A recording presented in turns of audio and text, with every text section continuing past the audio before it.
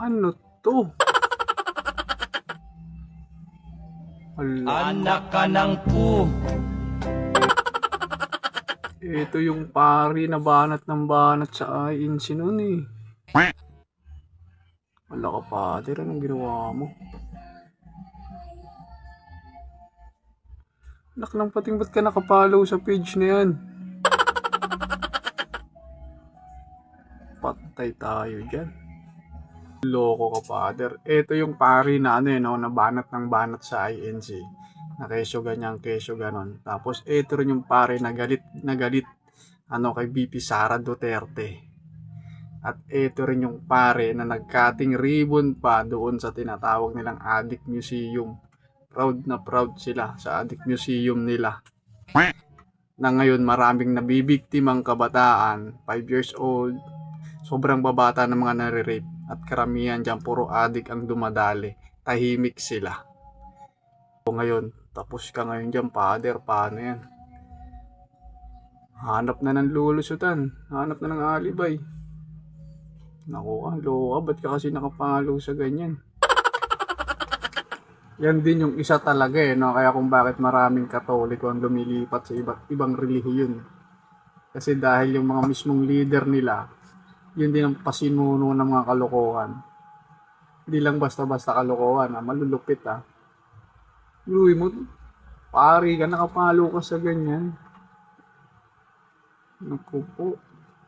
Sigurado marami na namang Katolik ang madidismaya dahil isa na namang leader nila yung nabulgar sa kalokohan.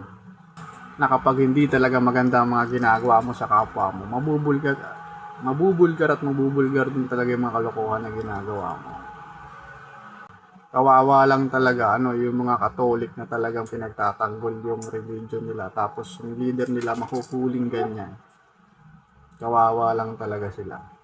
Kasi mismong namumuno, at hindi lang basta namumuno mataas sa may posisyon sa simbahan nila, pero mahuhuli ng ganyan.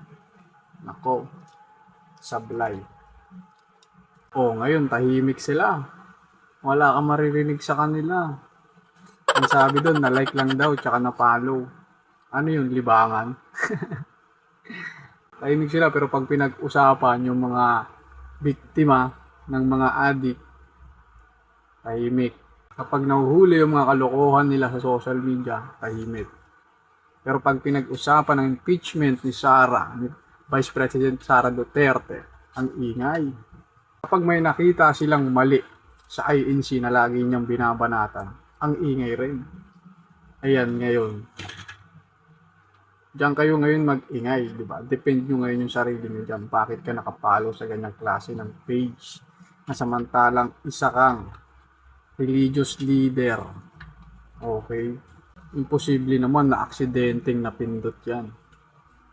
Naka-like at follow pa sa ganyang klase ng page na puro kahalayan ang laman.